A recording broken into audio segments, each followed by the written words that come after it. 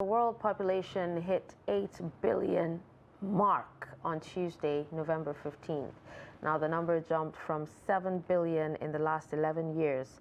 Against this backdrop, experts want adequate sensitization of the citizens, increased infrastructure funding, and human capital development to cope with the population rise. Trust TV's Shafi'u Suleiman reports that the respondents also want urgent steps to mitigate the impact of the population upsurge against the backdrop of Nigeria's prediction of becoming the third most populous nation by 2050. The report. Global population on Tuesday hits 8 billion marks, progressively growing from 1 billion in 1804 to 3 billion in 1960 and now hitting 8 billion in 2022. China is said to be maintaining its lead as the most populous nation with about 1.5 billion people, followed by India, which has 1.4 billion, and United States currently a distant third. These projections, have been there for years. And even now, from now to 2050, it's also a long time that people need to, policymakers, need to come up with things that will help us tackle it, address it, and most importantly, to have what it takes, to take care of that population. Nigeria's population currently stands at approximately 220 million, with a projection of 450 million by 2050 to overtake the U.S., thereby becoming the third most populous nation. How prepared is the Nigerian authorities to respond to this situation? And that's where education is very important. Education, not just at the university level, but vocational education.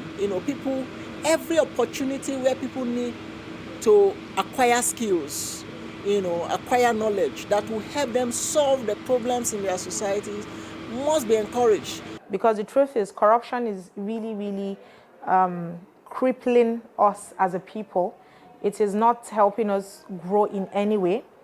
You would notice that things that are supposed to be used, or monies that are supposed to be used for infrastructure, is buried somewhere. It's in the hands of some individual. With low literacy level, about 20 million out-of-school children, huge infrastructure deficit as a result of bad governance, experts say managing the population surge is imperative for a robust and developing economy. When you have a leadership that is corrupt, a leadership that is incompetent, that will be a problem. So for us to address that, we must vote the right people into leadership positions at all levels. If we're able to do it sustainably, we're able to industrialize sustainably. Even with the overpopulation or with the population growth, we're going to be able to curtail it. We're going to be able to control it. As Nigerians head to the poll next year, stakeholders stress the need to frame policy debate around such critical areas to facilitate an effective leadership recruitment process. Shafi'u Suleiman, Trust TV News, Abuja. Well, to further echo this discussion, we still have in the studio Nuruddin Abdullah, editor 21st Century Chronicles, to talk to us about this, and also a public affairs analyst and executive director, Center for Family Peace Initiative, Chinedum Ikugwe. Good morning and welcome to Daybreak. Thank you for having me. I hope I pronounced your name correctly. Okay. All right, so let's begin with Mr. Chinedum. Now, seeing that the UN has actually brought to the fore the whole talk about, the rising growth of population in the world, what does this mean? Does this mean that the world is overpopulated? Well, actually, I'm not surprised personally with the figure being released. Since it's 8 billion for now. In 1975, the population was about 3.9 billion. So from there to now, just have a minimal growth of, such a minute figure. So I can't say the world is overpopulated by now, in the sense that the indices that to do with what population has to do with the birth rate. as long as the birth rate, fertility rate is still high, population will continue to increase. So the world leaders have to do is to grow the economy to accommodate, the growth. That's just the situation. Because birth control is neither here nor there. If you look at it critically, it can not be totally controlled in the sense that the belief system of the people, religion, play a lot of role in trying to, check population growth. So world leaders, countries individually, what to do is to really, grow the economy, providing infrastructure, like the healthcare, education, and public awareness to mitigate the surge. It's going to continue to grow. Okay. So now let me direct this at Mr. Nuruddin. Now, there's a prediction that Nigeria is going to become one of the third most populated nations by 2050. And he just spoke about birth control and family planning. Do you think this is something that we'll be able to control as a nation? Yes, with proper policy evolution as well as implementation. In the report you just shown, the three most populous presently, China 1.5 billion, India 1.4 billion, and the United States. Minus India, the two other most populous countries are the richest countries. United States has 25 trillion GDP, the richest in the world. It has been the richest for all God knows when. China has 19.9 trillion economy. India is among the 15 richest countries with, I think, a GDP of about 3.something trillion. That is, by the way, how much is our GDP? How rich are we? You're saying that by 2030 we'll be the third most. It seems that maybe we will reach the 1 billion mark. Is it what you guys are saying? With barely 500 billion in GDP? It will be a disaster. It will be a disaster. Apart from birth control, there are certain issues that you have to, apart from improving the economy, you have to really slow down. People must zip up. Okay. My cat here brought up the issue of religion and culture. China had a one-man, one-child policy. If not, they would have beat up 2 billion mark. That would have been massive. They have to slow down. It's a reality. But how effective was that policy? It was very, very effective in China. Even Muslim countries, they will say, okay, Nigeria is we are too religious. We go to church, we go to mosque, and what have you. But even if you look at it from the Islamic point of view, other countries do it. Let me just, the example I cite is this. You have one person who is earning less than 200 as a salary, for instance. He has 4 wives and 40 children. Which government can plan with this? Impossible. The climbs that we go, we take photos, we upload on social media and what if they do planning. 4 kids, maximum. Free education. You can't have 50 kids, or you'll be marrying and divorcing. You marry the number, they ask you the number of wives you marry, you don't even know. And you say that the government must cater for it. So we have to be realistic, irrespective of our socio-economic, religious. Indonesia is doing it. It's a Muslim country, 100% Muslim. But they have slowed down. Because they rather, if you allow people to to be showing their fertility prowess, then there'll be problem. I'm sure Mr. Chinedu wants to react to that because he has been laughing. Actually, you made the point that actually it's difficult. You say in a democratic setting, those countries have been able to, turn up those policies with regards to birth control. Has to do with against the ethics of democracy, communist society, and the rest of them. You must be a dictator as a government to achieve that, because the way and the culture of the people must come to play. Let me give you an instance. You see, the birth control has to do with individual discipline in families. That's the key. Government cannot push it. They will do through public awareness, education, and the rest of them, but the onus still lies on the people to take action within themselves. It is an individual thing, family-wise. Now, let me put it this way. Personally, when I was to get married,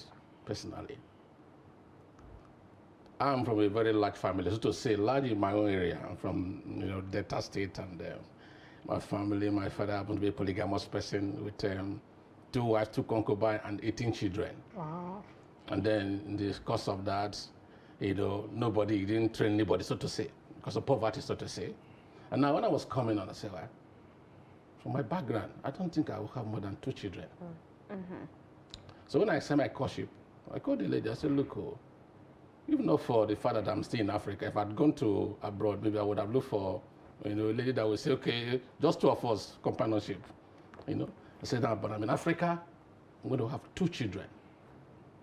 Before we marry, go and think about it and come back if you agree. After sometimes she came back and said, I agreed. You sure you agreed? Deeply you agreed? It's okay. You agreed 2. The 2, if it's going to come 2 ladies, 2 girls, 2 boys, no change. If you have 2 boys now, you don't tell me I want to have my girl. It's 2. 2 is 2. Agree? Yes, agree. It's okay. So we got married, and today I have 2 children. God made it possible, 1 girl, 1 boy. My last child is 12. My last child is my last daughter is 11 years old. Now, my friend who got married almost the same time with me, from the east, and from Delta is from the east, across the Niger. After having about 4 children, the first pregnancy was a twin, a boy and a girl. Subsequent one, 2 girls, 4, which I felt was okay. First time he called me, said, I want to increase my family. I said, what's happening? He said, my father said it is not good for one boy to be in a family, that there must be 2 at least to mitigate every challenge that will come. I said, so your father owed over 70? So what are you going to take on this? He says, my father is making a point too. It's not good for one boy to be in a family. I said, really? So I asked him, do you know the brothers of Okunji Wala and Obi Ezekwesili? I said, no, don't follow your father. I said, no, my father made a point, and I need to push it. Well, long and short of the story, he pushed, and the pregnancy happened to be twin. Interesting. A boy and a girl. Interesting. Now, he has 6 children. That's 8 families, a family of 8. Wow. Now, with the situation of economy in Nigeria, what happened? He just left a Nigerian to look and live in UK with his family. As I called him, he was doing a very good job. He's a senior manager in the bank. Why are you leaving? He said, I just consider the number of my children. I'll be able to cater for them educationally. So I need to take them to a society where education is provided free of charge. He left it. It's not in the country now. So that's what I'm saying. What I mean, culture plays a role. That's a culture issue now. Yeah. The father said, no, it's not good for only one boy to be in the family. And based on that, yeah. Now, coming to religion. It's a critical issue when we need to talk about your religion. Christian religion, maybe, they can be a little bit. Even God, even in Christian religion, did not limit the number of children you can have. He said, be fruitful and multiply. How do you multiply? Multiply. He didn't say add. He didn't say add. He said multiply. Now, we have to multiply. That's God's condition. So the world system is just trying to say, well, let's manage it, let's manage it. They've done so many sinister policies to checkmate birth rate. I was actually going to ask that because, I think the one that seems to reverberate is the one child or two child, one person policy. But what other family planning policies can actually work? Because if you look at some, index, the nations of Bulgaria, Lithuania, Latvia, and Serbia are all at least 1% smaller this year than they were last year, and this is according to UN figures. And it also says that Ukraine shrunk by considerably more, a consequence of immigration sparked by the ongoing war, right?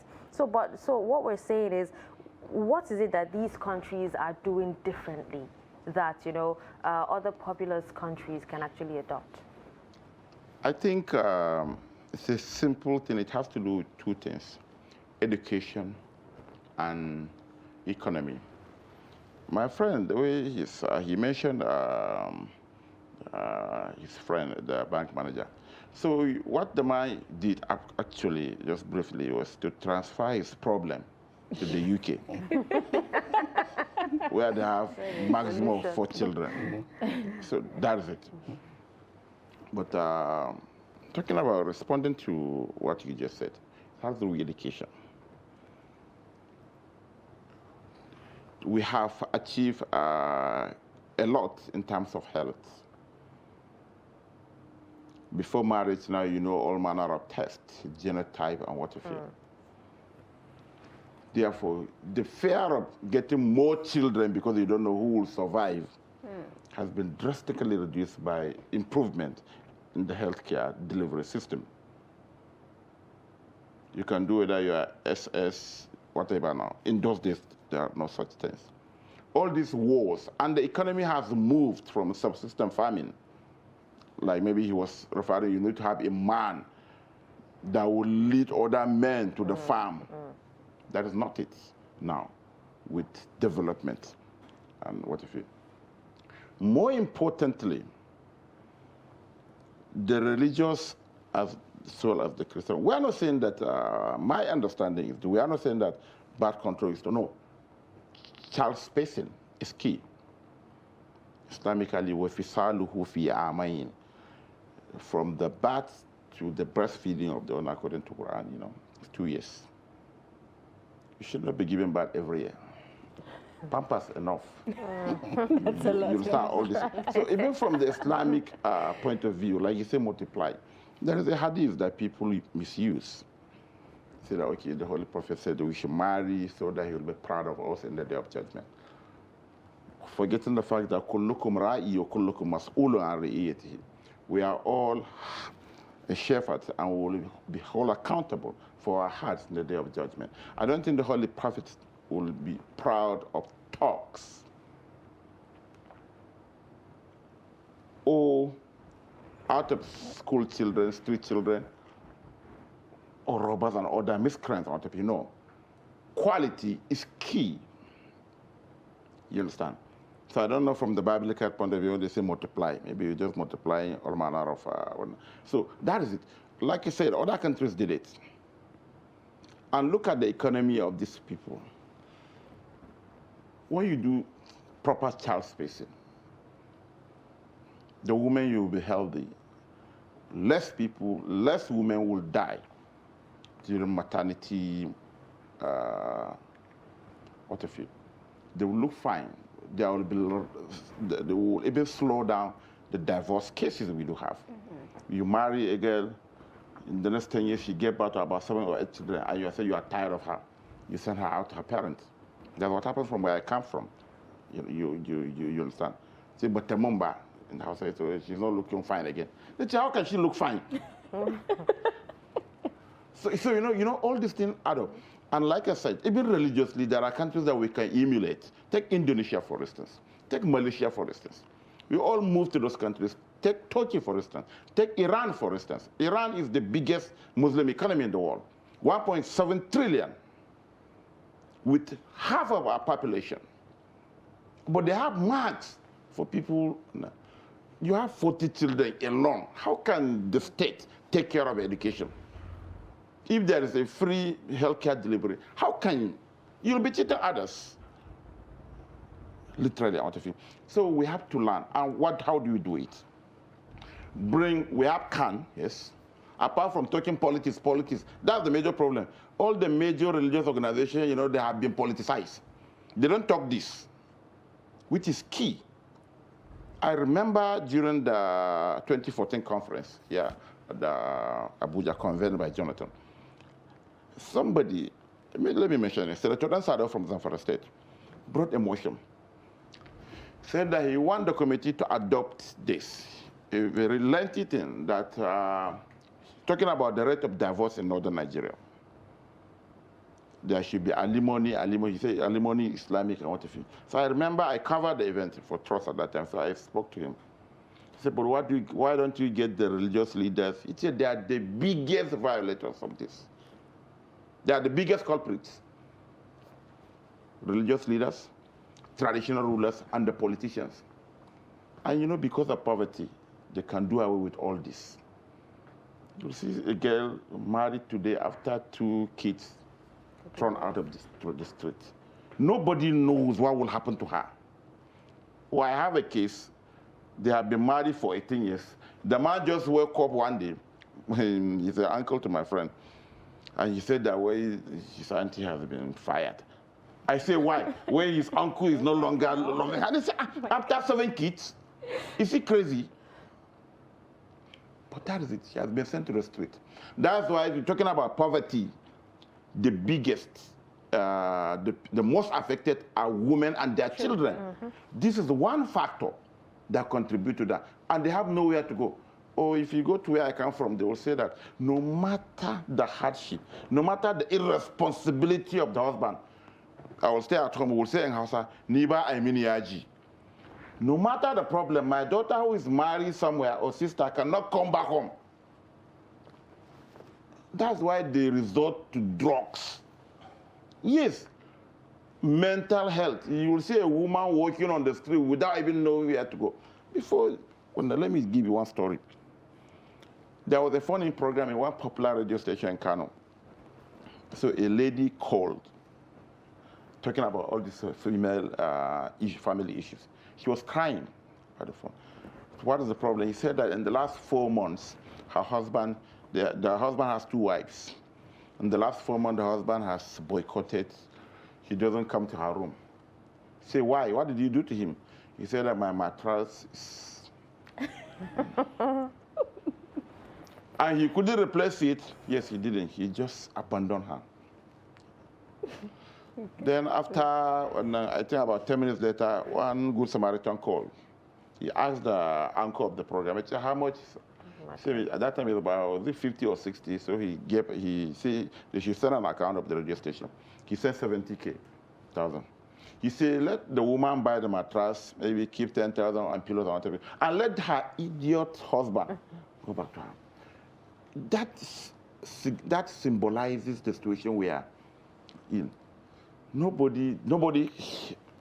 women don't have voices because of some self and cultural thing. No matter the suffering in her husband's house, say, yeah, marriage is an act of worship, but not an abused marriage. And because, you know, particularly where I come from, the marriage institution has been reduced to nothing. It's very cheap. So we can marry and divorce at will. And the woman will be sent to the camp of multidimensional poverty and their children. I know someone, a neighbor, he divorced his wife with 7 female kids and he sent her away. That's quite tragic. So you understand? So we have to look inward. Despite our religious, Indonesia is doing it. Iran is doing it.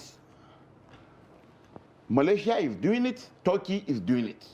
Nigeria must do it. All these countries that you have mentioned, they are Christians, majority countries.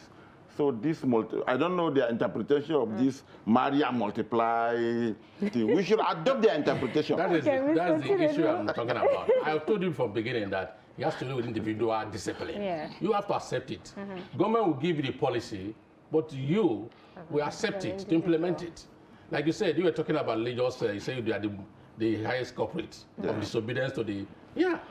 You see, sorry to put it that way, in the northern part of the country, education with regards to policies is sadly adhered to. I don't know what is the reason, because this issue you're talking about is more there. Issue of even early marriages.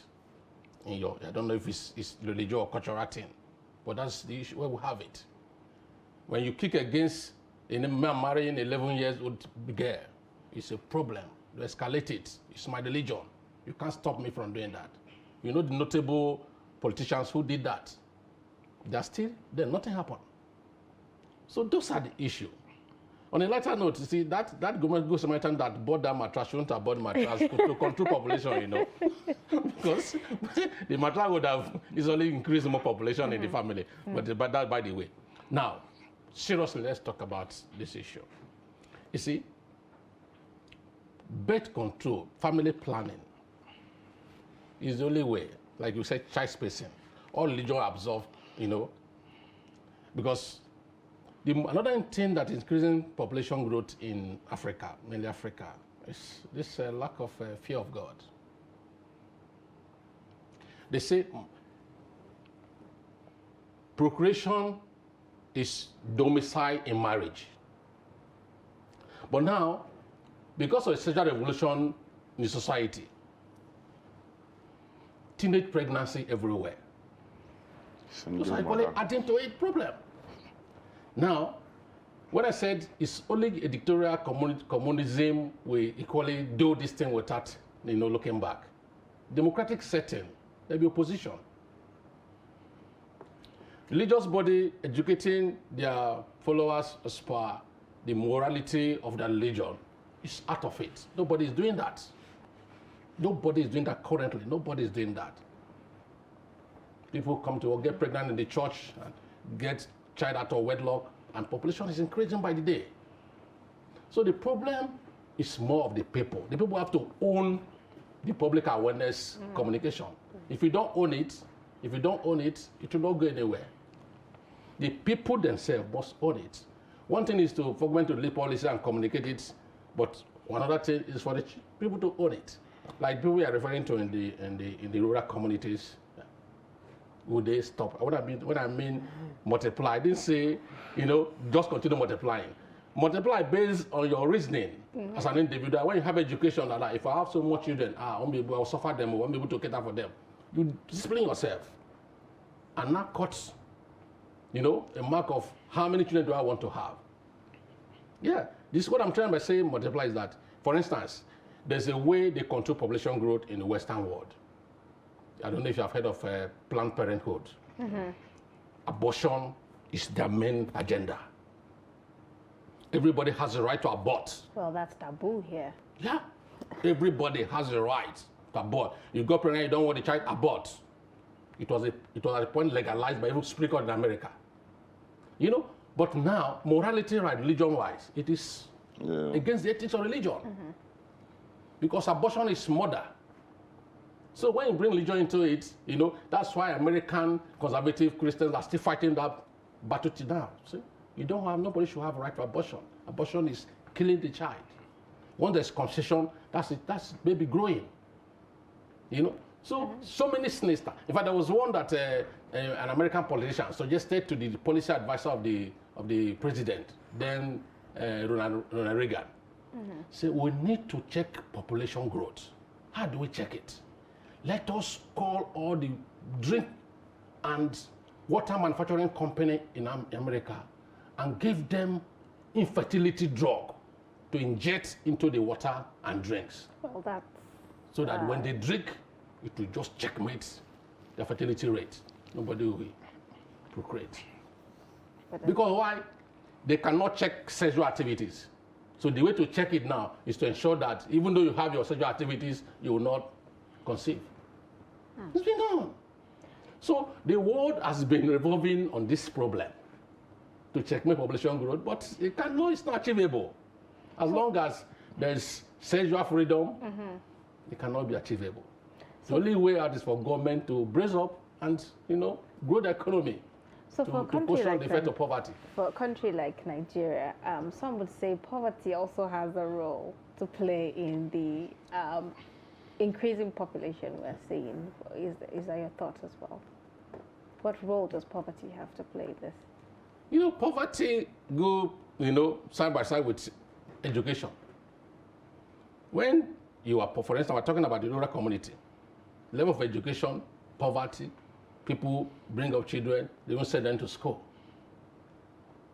So when people are not educated, poor people, I told you about my friend who, although high placed there with regards to his educational background and career level, said, I won't have money to give my children quality education.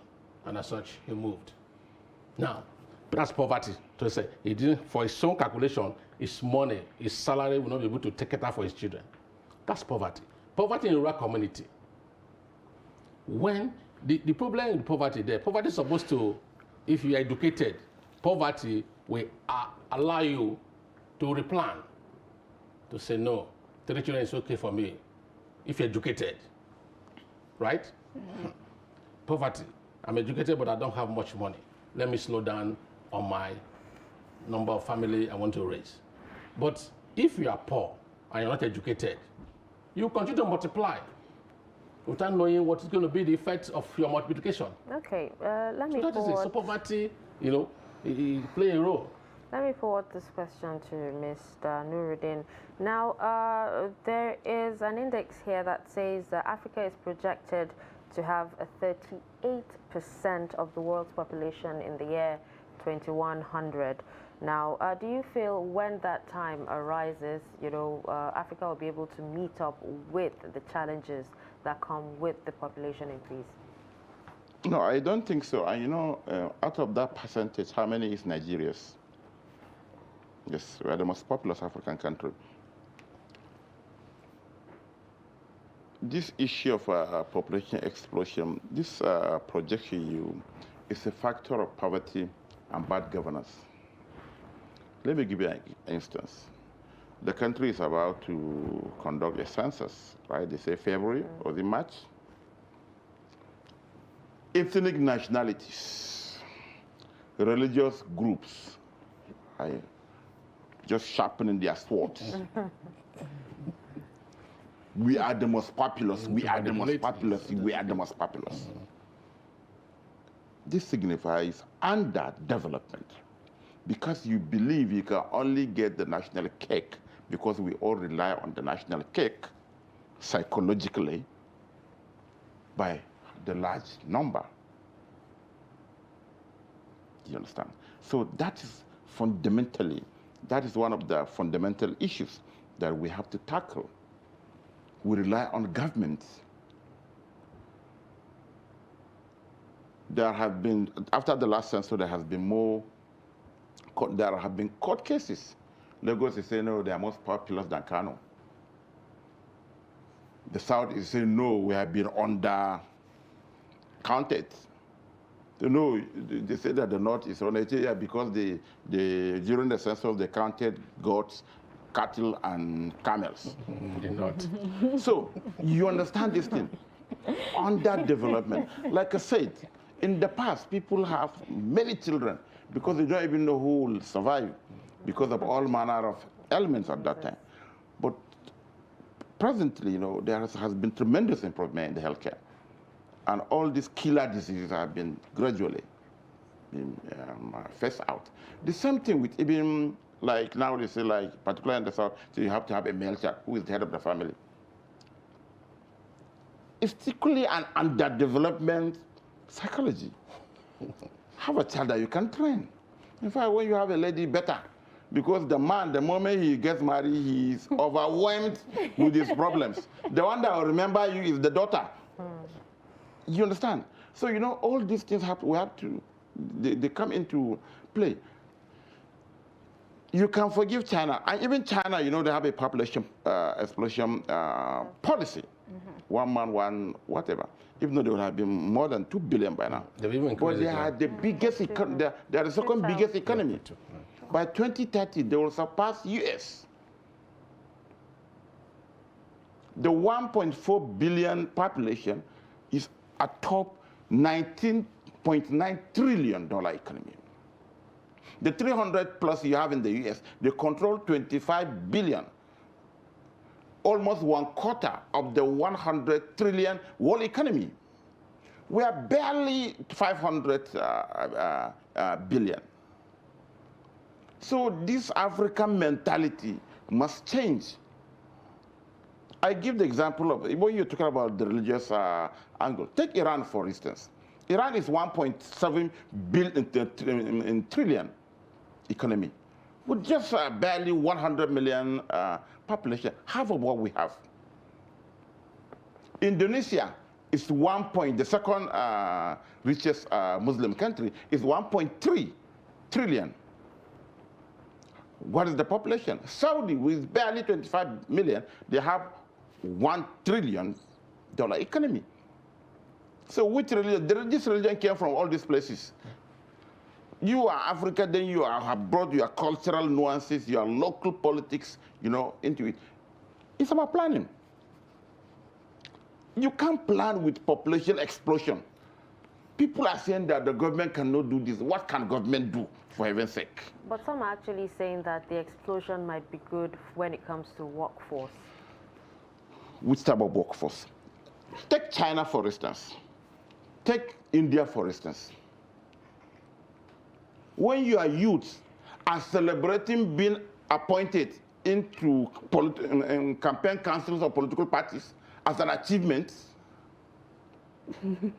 yes, isn't that what we're doing? Check the social media.